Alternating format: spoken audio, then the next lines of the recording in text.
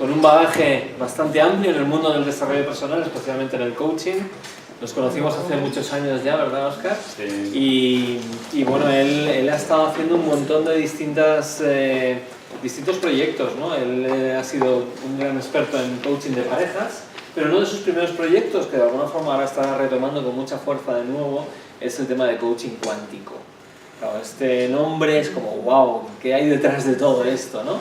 Pues bien, detrás de todo esto hay un aprendizaje con John DeMartini, que es uno de los grandes del mundo del desarrollo personal, especialmente en Estados Unidos.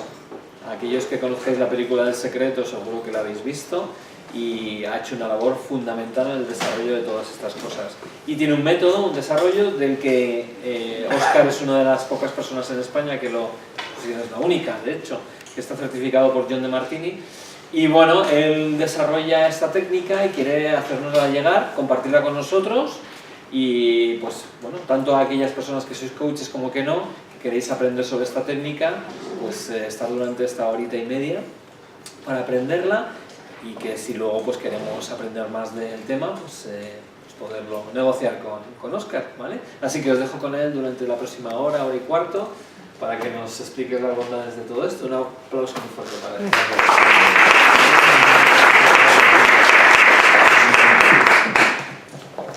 ¿Cuántos de ustedes habéis sido seducidos por coaching cuántico? Y eso es lo que os ha traído aquí. ¿Podéis levantar la mano, por favor? Vale, gracias. ¿Cuántos habéis sido seducidos por la experiencia de descubrimiento? ¿Podéis levantar la mano? Genial. ¿Y cuántos por John DeMartini? Ok, fantástico. Pues gracias a todos por vuestra presencia. En los próximos 90 minutos me gustaría compartiros acerca de estos tres temas que os han traído aquí, y os lo quiero compartir no solamente desde el punto de vista teórico, sino también a ver si somos capaces de bueno, hacer alguna práctica concreta, ¿vale? Y a mí me gustaría también compartiros desde mi experiencia y desde mi cambio personal. No porque quiera darme ningún tipo de protagonismo, pero sí considero que creo que todas las personas que estamos interesadas por el crecimiento individual, por el desarrollo de nuestra conciencia, en todos los momentos hemos sido seducidos por buscar ayuda en momentos menos fáciles. ¿Me equivoco? Y realmente fue lo que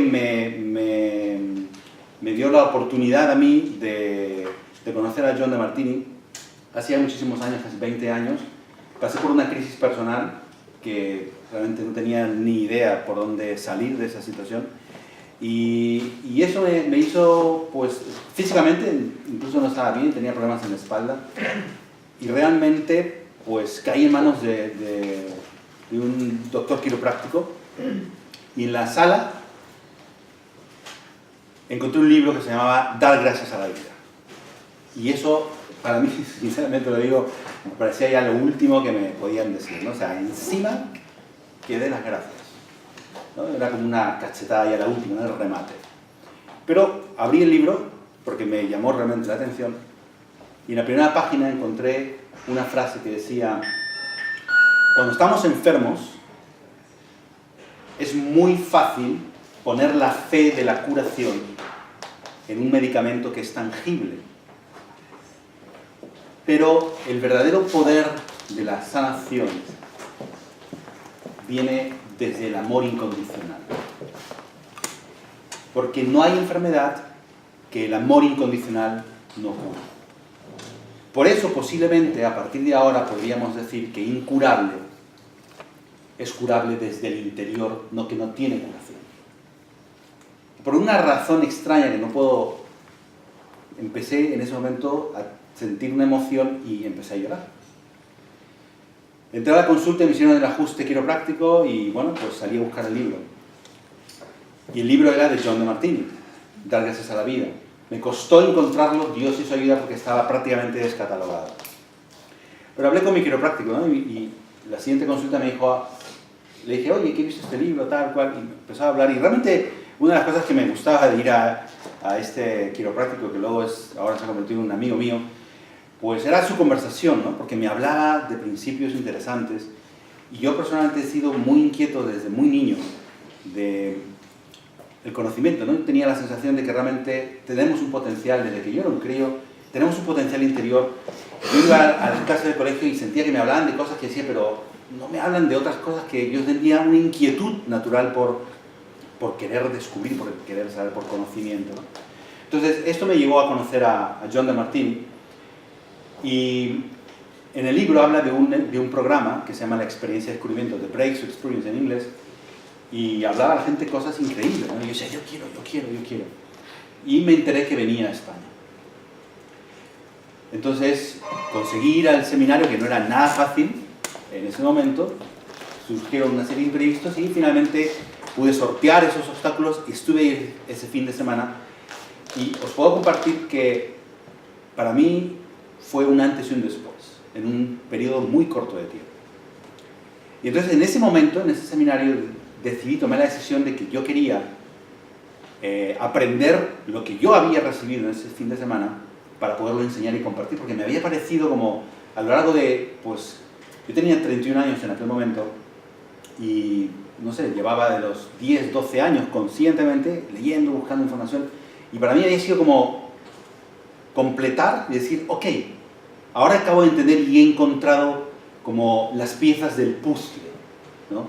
Y en ese fin de semana tuve un primer contacto con la física cuántica, que luego posteriormente yo he estudiado de una forma privilegiada, de la mano de uno de los grandes académicos, de un gran profesor, pero lo hice de forma privada.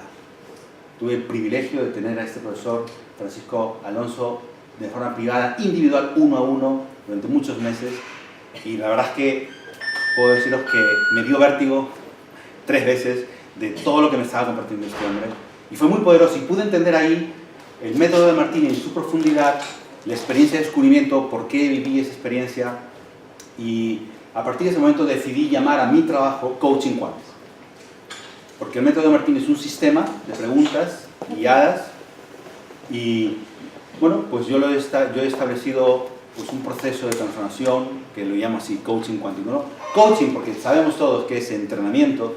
Yo cuando empecé con este proyecto, pues el coaching estaba muy en sus inicios en España, y hablar de coaching era raro, hablar de coaching cuántico era como el perro verde con collar rosado. Era complicado, era muy extraño, ¿no? Pero aún así, realmente, no era una estrategia de marketing, no era una estrategia de llamar la atención, era lo que realmente vibraba conmigo.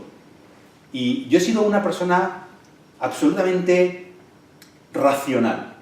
O sea, a mí o me lo muestras, o mira, no me cuentes cosas, perdóname. O sea, yo quiero experiencia, tangibilidad.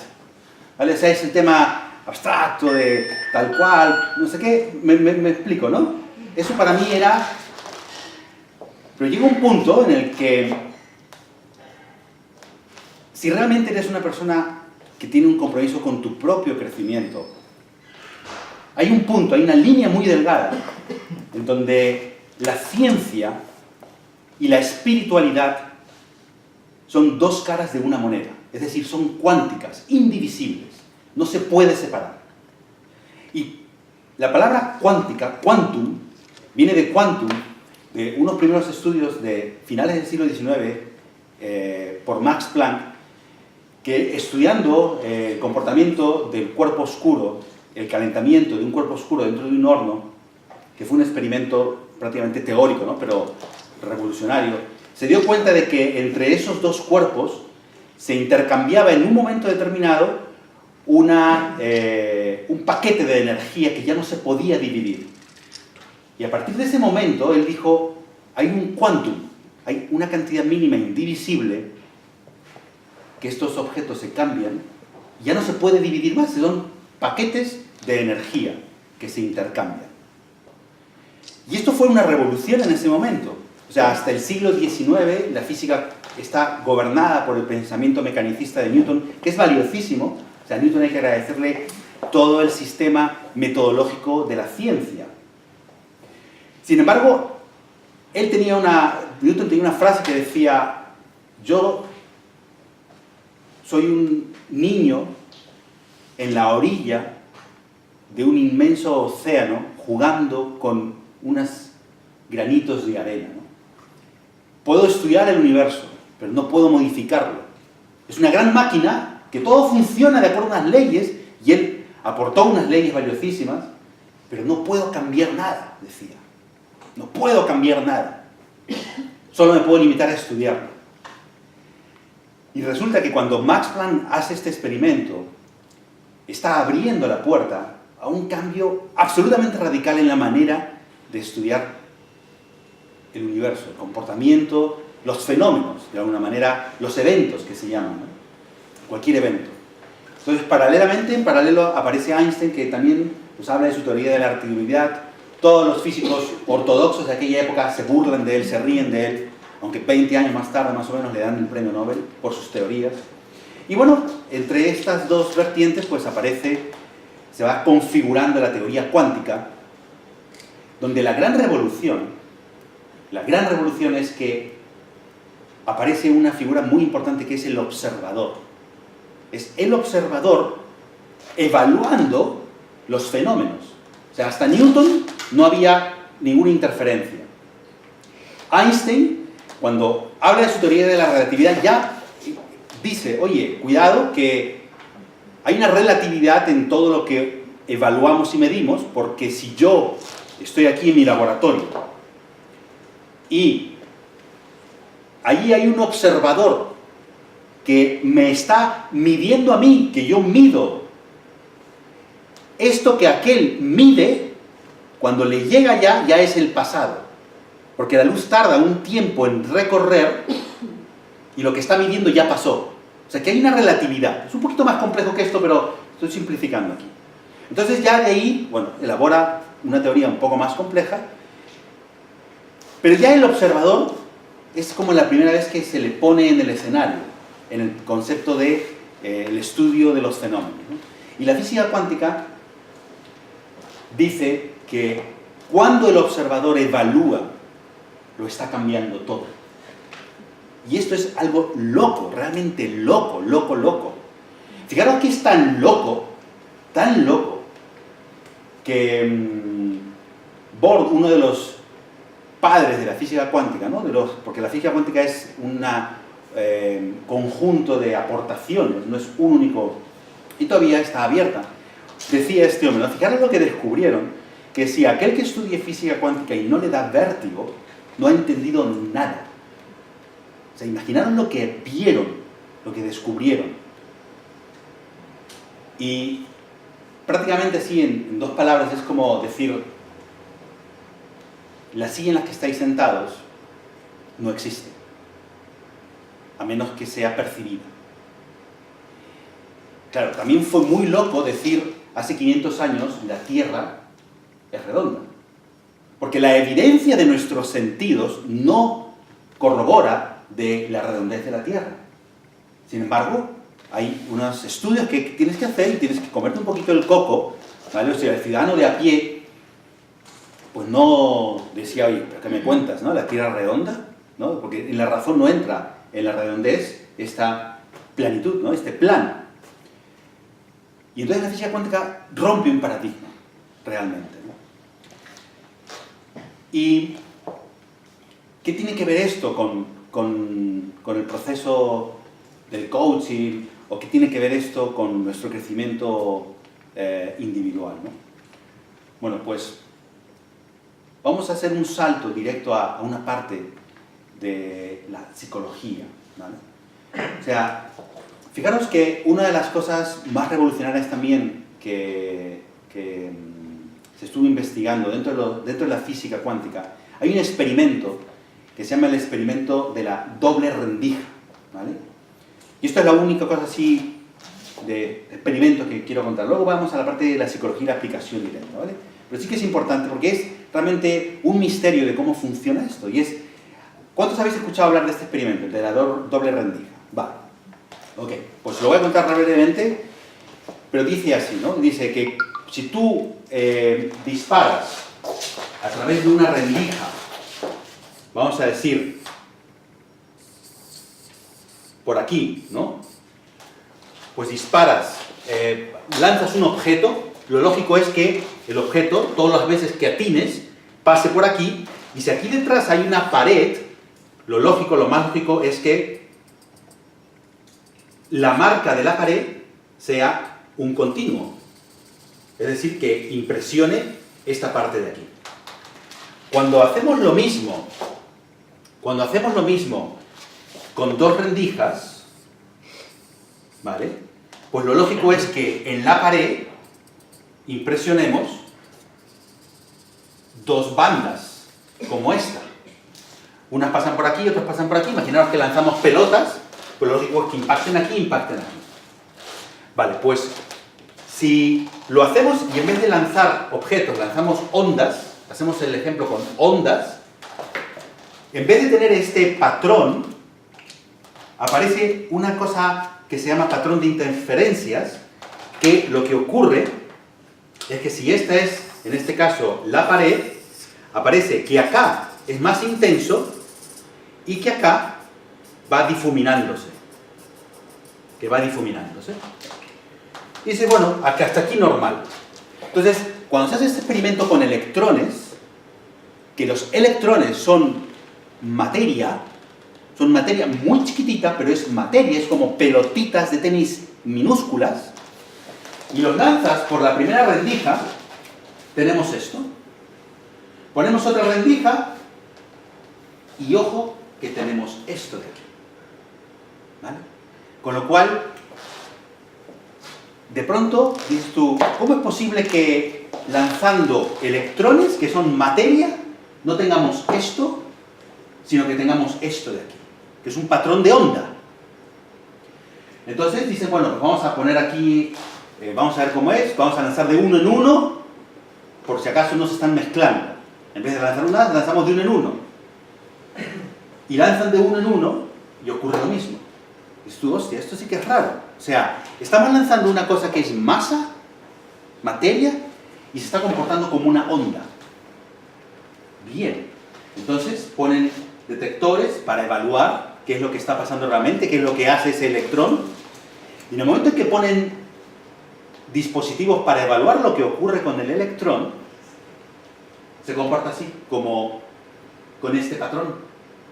Dice, ah, me habéis pillado. Pues mira, me va a comportar como una pelotita, ¿no? Y esto es lo loco. O sea, que realmente el electrón, que es una materia, cuando lo estás evaluando, cuando un observador aparece, se comporta como... Perdón, o sea, un electrón se comporta como una onda cuando es evaluado, pero le pones dos rendijas, y cuando es evaluado, aparece el observador, cambia. O sea que realmente se comporta como onda y como partícula. O sea, una onda es algo intangible, una partícula es algo sólido. Y esto es una cosa loca, ¿no? Y aquí se deriva otro asunto, que es el tema del entrelazamiento. El entrelazamiento cuántico. El entrelazamiento cuántico viene a razón de que, dices, bueno, pues, cuando cogemos un fotón, ¿vale?, una partícula de luz, y la evaluamos, resulta que ese fotón se descompone en una partícula y en otra antipartícula. Es decir, en una que es negativa, que es el electrón, y en otra positiva, que le vamos a llamar simplemente para distinguirlo positrón. En esencia son partículas similares. Pero para estudiarla, pues la distinguimos con su nombre, y hay una que gira en sentido ascendente y otra que gira en sentido descendente. Y si tú a una de estas de aquí, me da igual a cualquiera, le aplicas una fuerza que le haces girar en sentido contrario, es decir, que en vez de que gire en sentido ascendente, la haces girar en sentido descendente, en ese instante estás convirtiéndola en un electrón, porque gira hacia abajo. Pues en el instante en que cambias la dirección de giro de esa partícula, su antipartícula empieza a girar en sentido ascendente y se convierte en un positrón. Nadie sabe explicar por qué ocurre esto. Y reconocemos que, científicamente, hasta donde se sabe, es que son dos sustancias materiales, diminutas, que tienen un efecto de que cambias a una y modificas a la otra. Y no importa en qué lugar del universo se encuentre una y la otra. Y esto es loco, loco. Por eso le llaman, en física, fantasma a la distancia, spooky at a distance. Porque, de alguna manera, hay algo por el cual están unidas esas partículas. Y da igual dónde estén. La otra cosa, loca dentro de todo esto, es que si este es el fotón y se descompone en un electrón y en un positrón, si tú coges estas dos fuerzas, estas dos partículas, y las colapsas en el mismo instante y en el mismo tiempo, adivina qué ocurre. Se convierten en un fotón de luz. O sea, fijaros, qué cosa más... Las estrellas, con tal brutalidad, que la materia se convierte en una partícula de luz. O sea, algo que esté en un estado condicionado, tiene una condición, es decir, ocupa espacio, ocupa tiempo, tiene masa y tiene carga, se convierte en algo incondicional, porque no tiene masa, no tiene carga, no ocupa espacio y no ocupa tiempo. Entonces, esto es lo que Einstein dijo, que la energía se convertía en materia, E igual m por c al cuadrado. La energía se convierte en masa y la masa se convierte en energía. Por eso Einstein decía que la materia es luz congelada y que la única diferencia en esencia entre la masa o la materia y la energía es la frecuencia de vibración. Es cuál es la frecuencia a la que está vibrando. Por lo tanto, si nosotros hacemos una recapitulación de nuestra configuración, nosotros disponemos de un cuerpo físico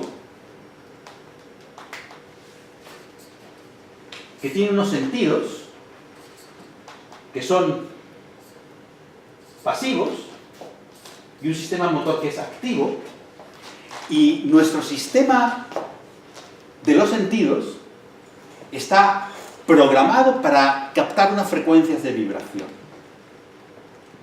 Y esas frecuencias de vibración que capta es lo que configura lo que nosotros podemos llamar realidad, que es el medio a través del cual los sentidos se realizan. Sin embargo, nuestros sentidos no tienen acceso a todas las frecuencias de vibración que existen en el universo. Solo una porción limitada. O sea que estamos midiendo lo ilimitado con unos sentidos limitados y asumimos que la realidad es la totalidad. Y creamos una ilusión. Por lo tanto, tus sentidos no tienen acceso a todas las frecuencias, pero tu mente tiene mucho más acceso, tiene acceso a otras frecuencias a las que no tienen acceso los sentidos. ¿Cuántos de vosotros habéis estado pensando en alguien y de pronto os habéis encontrado con esa persona o os ha llamado? ¿Sí? ¿A cuántos les ha pasado? Ok, a la mayoría. ¿Vale? Por lo tanto, tenemos una capacidad cerebral y una capacidad desde la mente que está ajena, que es ajena a los sentidos, aunque los sentidos, la información que recogen los sentidos, impresionan la mente y la mente puede quedar condicionada por esa información. Entonces, si tú recibes un estímulo, vamos a decir, de placer, o un estímulo de dolor, tu mente se vuelve reactiva y es controlado por el cuerpo. Y entonces tu mente reacciona a través del cuerpo y te conviertes en una persona reactiva. Pero si tú tienes la capacidad de no estar reactiva ante los sentidos, tú puedes conseguir nuevamente el poder que tiene tu mente y ayudarla a que actúe a través del cuerpo. ¿Tiene sentido esto? Ok. Por lo tanto, nosotros estamos evaluando permanentemente la realidad, lo que acontece en ella, a nosotros mismos, y estamos evaluando nuestros recursos, vamos a decirlo, ¿vale? Entonces, ¿tú me controlas el tiempo? ¿Sí? Sí. Vale. Entonces, esas evaluaciones que estamos haciendo son evaluaciones que son muy ciertas, pero son incompletas. O sea, son ciertas, pero no son verdad. Porque si nos atenemos a que los sentidos son limitados, no podemos hablar de la verdad como un límite. ¿Me explico? Bueno, podemos, ¿de acuerdo? Pero yo os voy a pedir que hagamos una redefinición. Entonces, cuando nosotros estamos, por ejemplo, en este estado de la mente, es decir, aquí está nuestra mente, y está influida por la información de los sentidos, y se vuelve reactiva a través del cuerpo, en este estado tenemos una mente que está condicionada. ¿Os acordáis antes del fotón y del electrón-positrón? Nosotros también tenemos esa dualidad. Tenemos un cuerpo físico que es materia, tenemos una mente que es energía. Que todo el mundo hace así cuando dice mi mente está aquí, pero realmente la mente es un campo energético que ya ciertos estudios científicos pueden retratarla, ¿no? También se conoce como aura, o sea, tenemos un campo energético, ¿de acuerdo?, que es la parte intangible nuestra. Si hacemos caso a la energía no se crea y no se destruye, solo se transforma, entonces ese mismo principio de conservación de la energía y la materia es el principio de conservación del ser. Hay una parte de ti que no se crea y no se destruye, solo se transforma. Por lo tanto, si tenemos una mente en estado condicionado, también tenemos, los seres humanos, un estado incondicionado o incondicional. ¿Vale? Entonces, vamos a ver cómo esto tiene directa relación con las emociones. Hasta ahora las emociones, una manera de poderlas definir ha sido como energía en movimiento, emoción, energía que está en movimiento. Y efectivamente, cuando tenemos una emoción extrema positiva o extrema negativa, nos genera un tipo de reactividad. O sea que es una definición que yo creo que no hay nadie que la pueda discutir, digamos así a priori, es muy lógica.